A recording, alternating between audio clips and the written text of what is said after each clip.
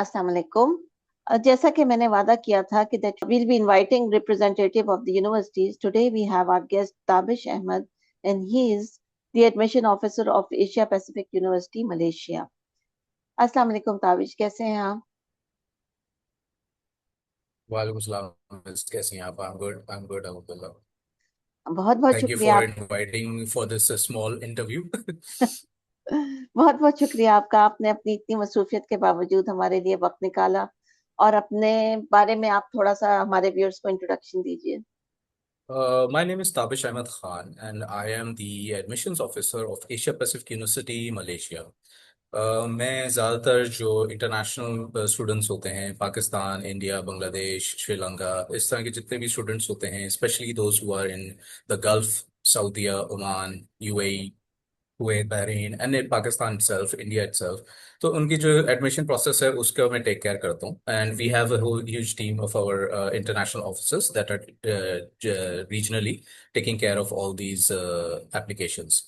So any student that is applying for APU, that is Asia Pacific University, we are the ones sole responsible taking care of the whole process. तो मेरा बस ये छोटा सा एक introduction है। Basically I also am a graduate of Asia Pacific university that was in 2010, and since then I didn't join this counseling or the admission industry, but I worked as a digital marketer before, and then I was working as a digital content creator. And then slowly after, it's been now 5 years in with Asia Pacific University. I've been working with them in the marketing and the admissions department. So counselling, student को Malaysia के बारे में बताना, students को guide करना कि what our university offers and how to take care of the whole visa process, this is what we. Okay, माशाल्लाह। चलिए, आप ने एपीयू के बारे में इतना कुछ तो बता दिया, लेकिन हमारे व्यूअर्स को थोड़ा सा उसके कोर्सेज एंड मेजर्स के बारे में बताइए कि what courses and measures does sorry measures does APU offers.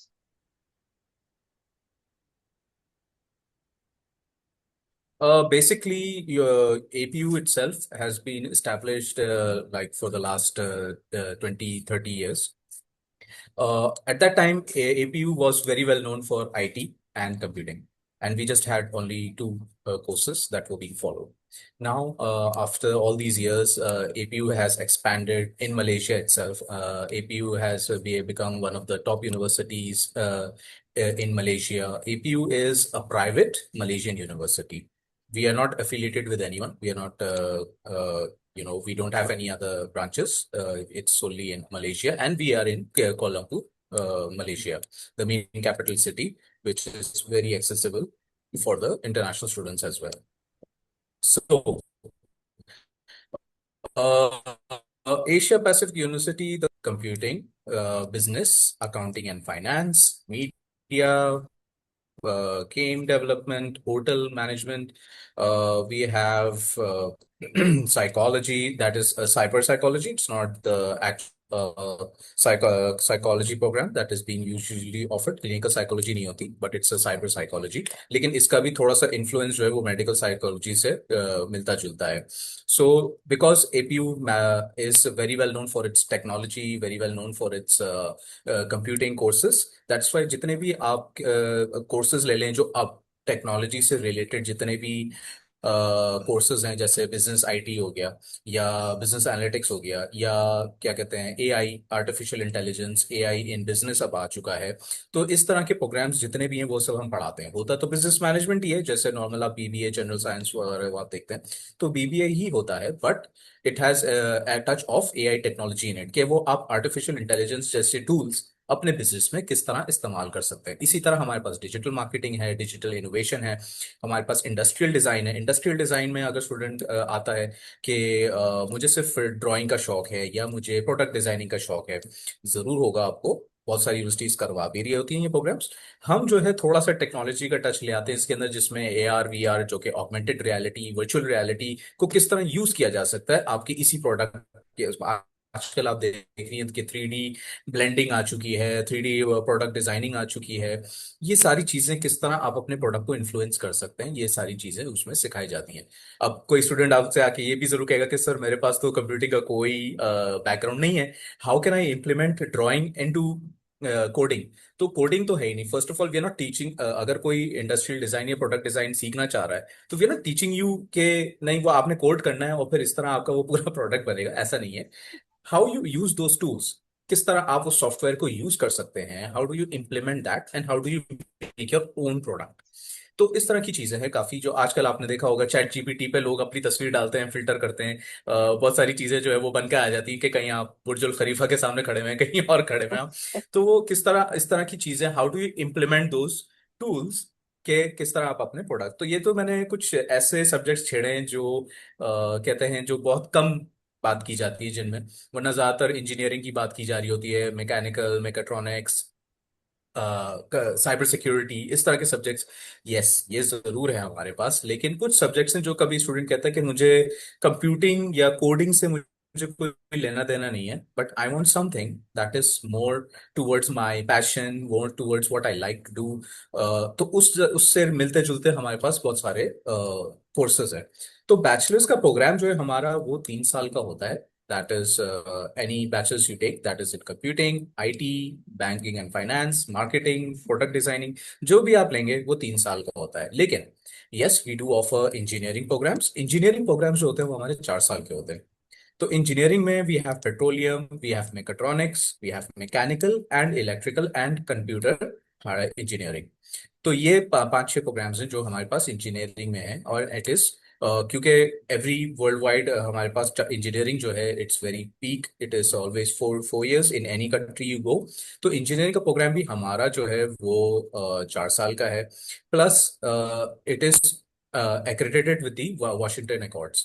तो जो भी आप प्रोग्राम हमारे यहाँ जितने भी आप करने आएंगे वो सब एक्रेडिटेड हैं, also by the MQA, by the Malaysian quantitative association, जो कि है वो इन सब ने लाइसेंस दिया हुआ है।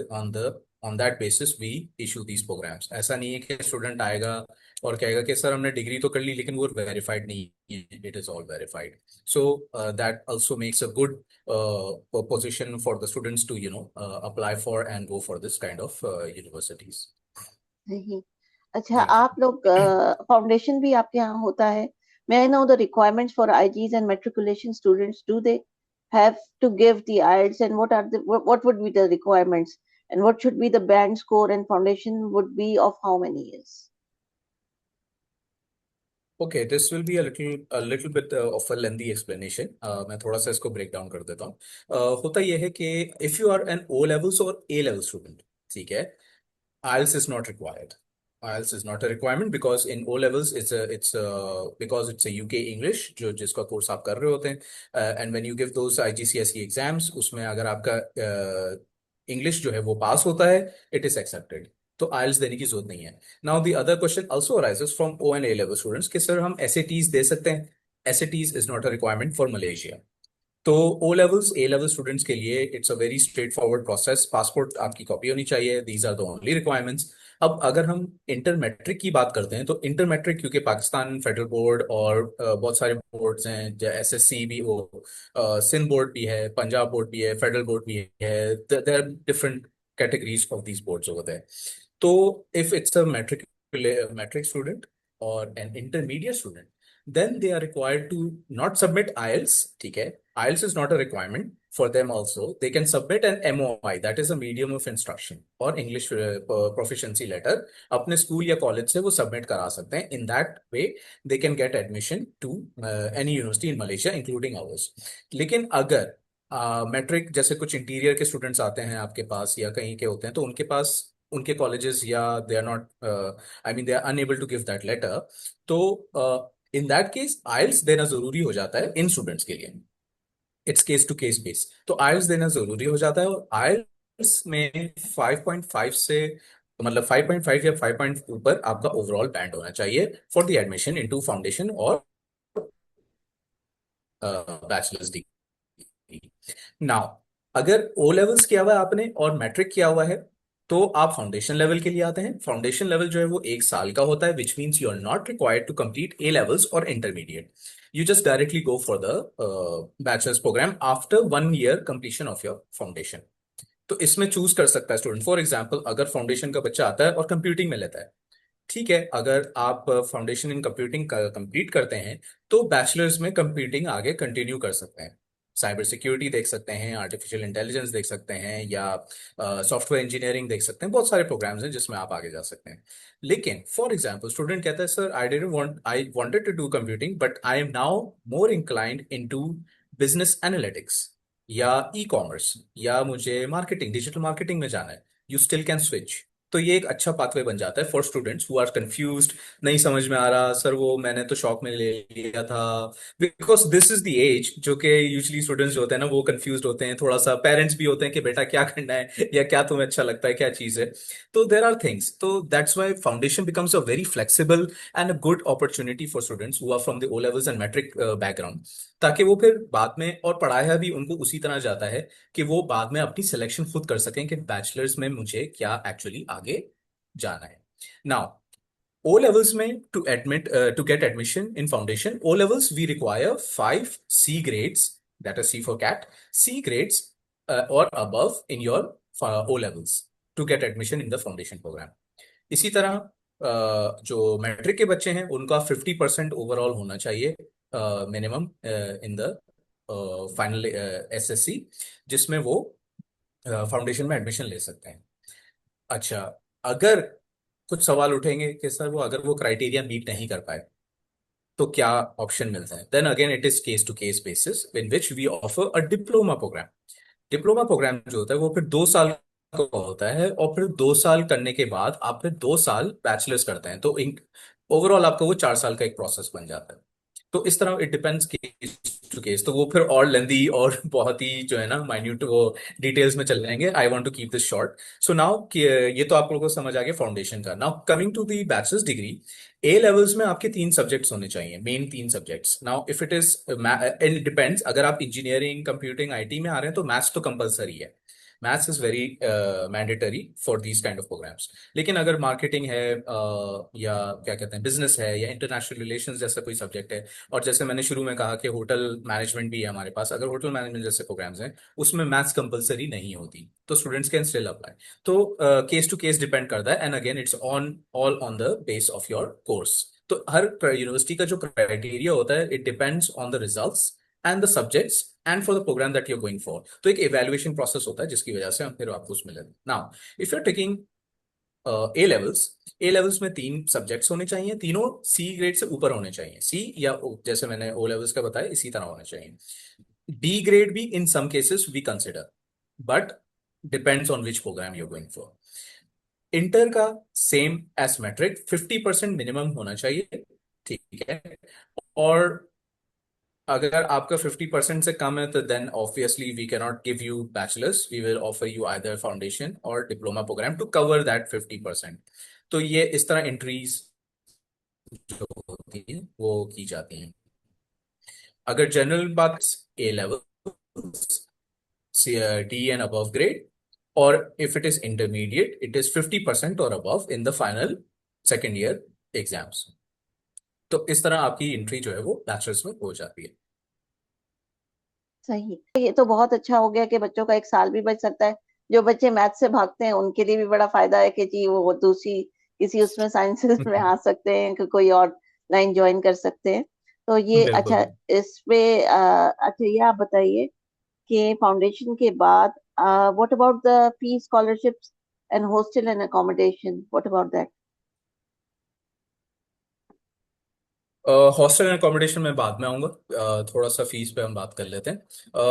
फीस जो है देखें, अगर हम पाकिस्तानी अमाउंट के हिसाब से बात करें तो for the foundation program it is a total of 20 lakhs, the whole process including visa and all that 20 lakhs का आपको पड़ जाता है। Similarly if you coming for bachelors, क्योंकि हमारा बैचलर्स 3 साल का होता है, तो it will cost around 70 lakhs depending on the US dollar rate, क्योंकि पाकिस्तानी जो है काफी USD से, और आपको भी पता है कि every month the USD is fluctuating.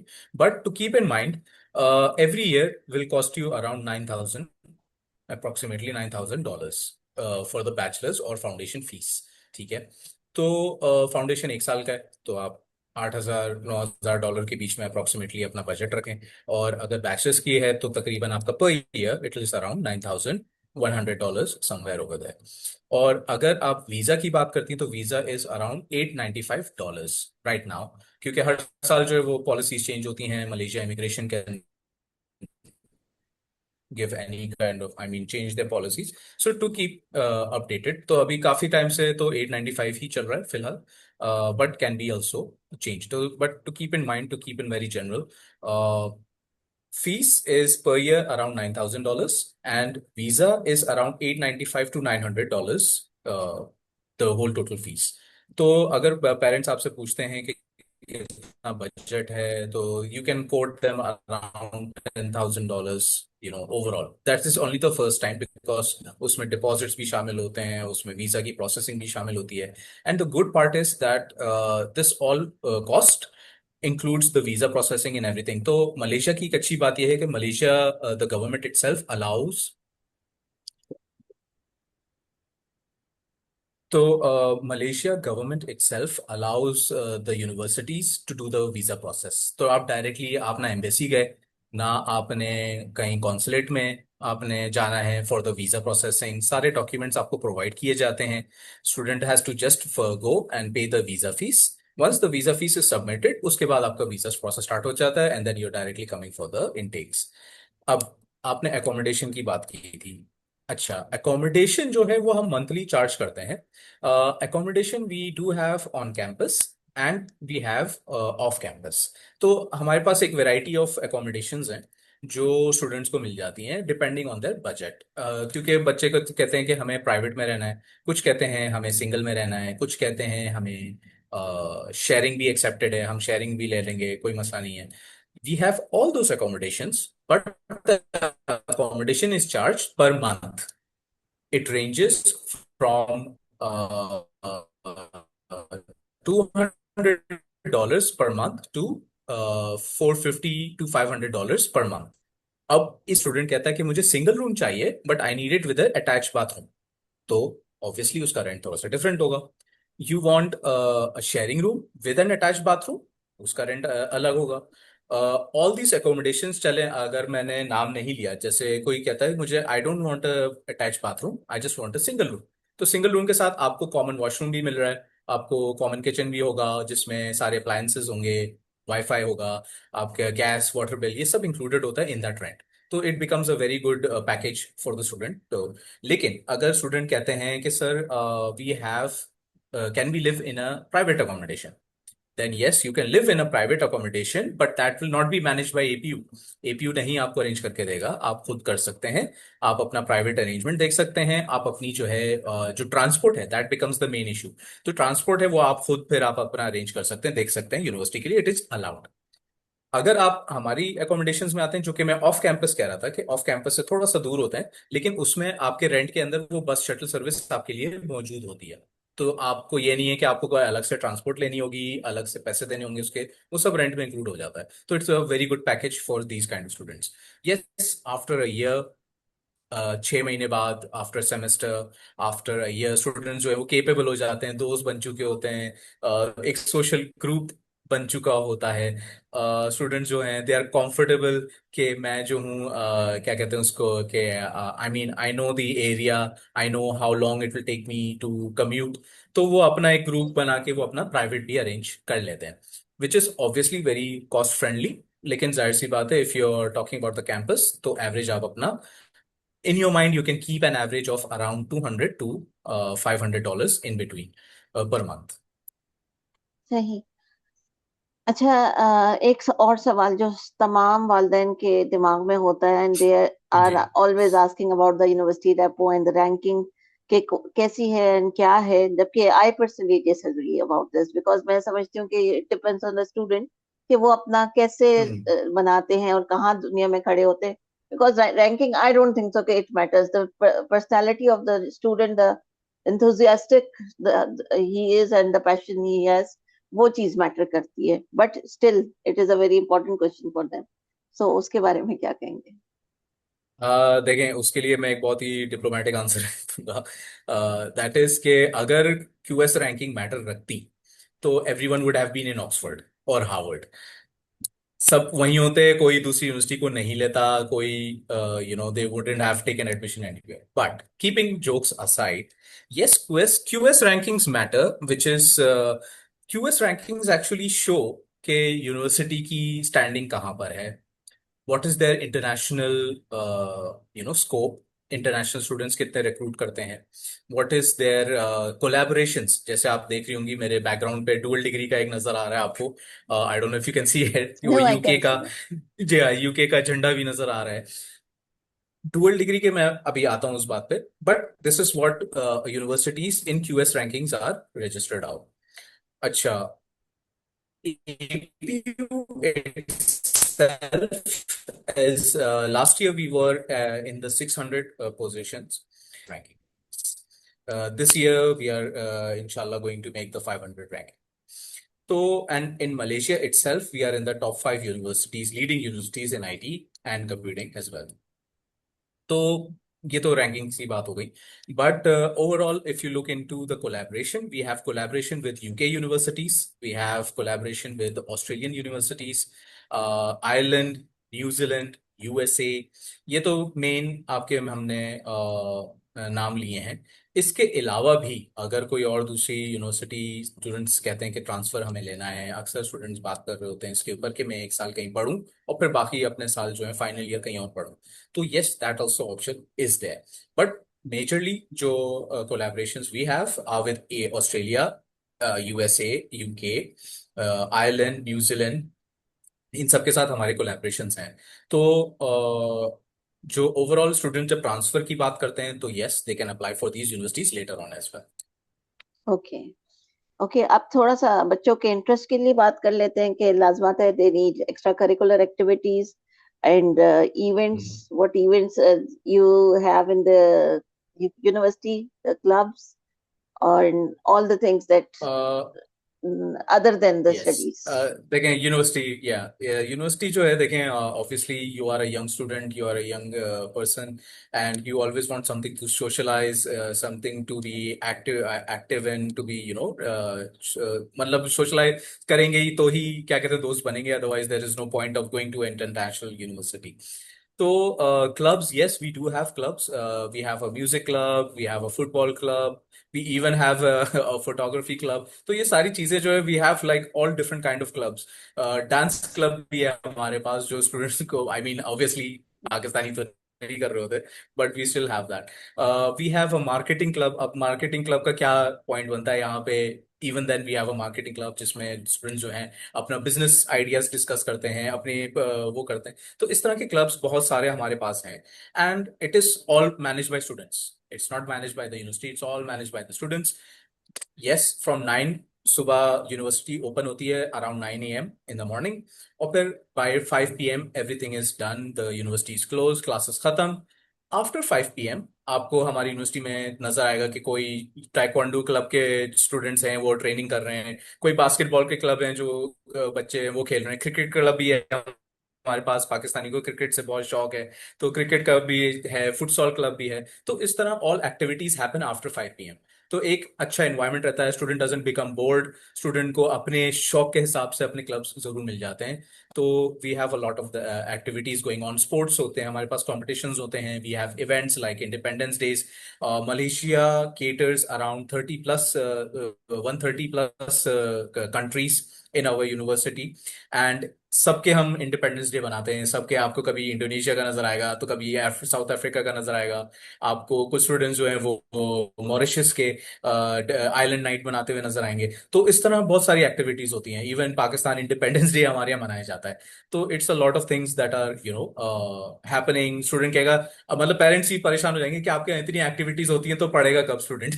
तो it is to keep everything flexible, कि स्टूडेंट प्रेशर भी ना लें, पढ़ाई का प्रेशर भी ना लें, और they also enjoy their university life, कि जब तक वो हैं till the time they finish their graduation, they can have good memories, they can tell कि भाई मैंने इसमें भी पार्ट लिया था, मैं ऐसा एक्टिव स्टूडेंट था, मैं पढ़ाई के साथ साथ में ये भी चीजें कर रहा था। तो it becomes a really good environment for the students as well. सही। अच्छा, ये एक और इम्पोर्टेंट सवाल है जो कि बहुत अहम है. This is the last question. What is the जी जी. graduate employment rate in the internship opportunities, and is the degree internationally recognized? Also, there is a concept that globally Malaysia doesn't give. It's very difficult to get a job in the Malaysia. So, what about the support service offered for the international students? Okay. पहले तो आ जाते हैं internships पे. Internship programs we have in the university in after completing your 2 years. ठीक है. Before starting your final year, the student is required to do a 4 months internship program and then go for their finals. तो वो जो internship का program होता है वो it is solely for the internship. तो इसमें स्टूडेंट सीखता है कि मैं कहाँ किस कंपनी में अप्लाई करूंगा, आगे जाके मुझे कौन सी कंपनीज में अप्लाई करने के मौके मिलेंगे. तो ये एक पूरा एक पैटर्न दिया जाता है उसको. yes, there are job restrictions in some places. It's not just in Malaysia, it's everywhere, it's happening worldwide कि आपको jobs बहुत आसानी से नहीं मिलती. ऐसा नहीं है कि आप यूके जाते हैं, यूके में भी आपको कैरियर जॉब्स या बहुत सारी फॉरेन मिल जा रही हैं. यस, द यूनिवर्सिटी जो सपोर्ट आप कह रही हैं, the university provides this internship program, जिसकी बेस पे स्टूडेंट को एक सपोर्ट मिलता है कि how you want to later on grow your career. Now, ये जो इंटर्नशिप प्रोग्राम मैं बता रहा हूँ, ये बाकायदा स्टूडेंट कंपनीज के अंदर काम करते हैं.